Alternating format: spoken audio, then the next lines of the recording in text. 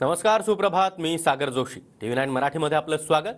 आणि बुलेटिनच्या सुरुवातीलाच अमरावती लोकसभेच्या भाजपच्या उमेदवार नवनीत राणा यांच्या संदर्भात एक महत्त्वाची बातमी आहे. नवनीत राणा यांच्या जात प्रमाणपत्र प्रकरणाचा आज निकाल लागणार आहे. 2019 साली उमेदवारी अर्ज भरताना बनावट जात प्रमाणपत्र दिल्याचा आरोप त्यांच्यावर करण्यात आला आहे. मुंबई हायकोर्टाने हे जात प्रमाणपत्र बनावट असल्याचा निकाल दिला होता आणि आता सुप्रीम कोर्टाच्या निर्णयाकडे संपूर्ण राज्याचं लक्ष लागलंय.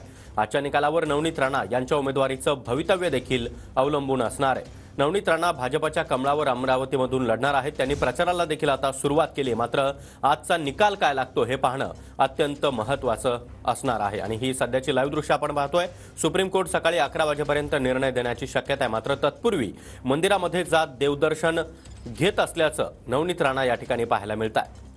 तर नवनीत राणा यांनी प्रचाराला सुरुवात केलेली आहे. आजच्या दिवसाची सुरुवात त्यांनी देवदर्शनापासून केलेली आहे आणि यापुढे त्यांचा नियोजित कार्यक्रम असणार आहे. मात्र नवनीत राणा यांच्या जात प्रमाणपत्राच्या निकालासंदर्भात सर्वांचंच लक्ष असणार आहे.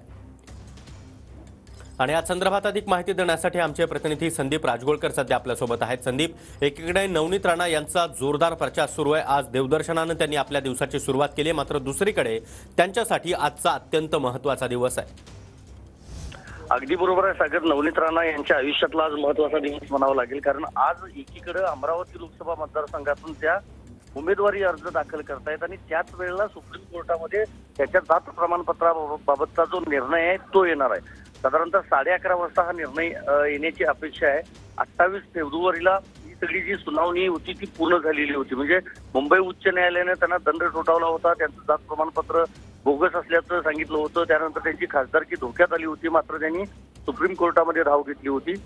गेल्या अनेक दिवसांपासून त्यांच्या याचिकेवर सुनावणी सुरू होती. त्यांची सगळी सुनावणी 28 फेब्रुवारीला पूर्ण झाली आणि त्यानंतर निकालाचा दिवस कधी येतो याकडे सगळ्या राज्याचं लक्ष लागलेलं होतं आणि आजच हा निकाल येणार आहे.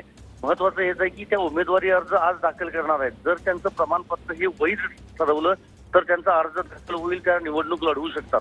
मात्र दुसरीकडे त्यांचा जात प्रमाणपत्र जर अवैध ठरवलं तर मात्र त्यांनी आज भरलेला अर्ज आणि मग त्यानंतरची पुढची प्रक्रिया नक्कीच गुंतागुंतीची असणार आहे असं म्हणता येईल. पण महत्वाचं हेच आहे की 19ला त्या अपक्ष खासदार होत्या. आता भाजपच्या चिन्हावर खरं तर त्या निवडणूक लढवत आहेत. त्यामुळं एकीकडे अमरावती लोकसभा मतदारसंघाकडे संपूर्ण राज्याचं लक्ष असतानाच आता सुप्रीम कोर्ट त्यांच्या बाबतीत नेमकं काय निर्णय देतं हे बघणं महत्वाचं असणार आहे. नक्कीच संदीप, त्यामुळे सुप्रीम कोर्टाच्या निकालाकडे आपलं लक्ष असणार आहे. धन्यवाद तुम्ही दिलेल्या या सविस्तर माहितीसाठी.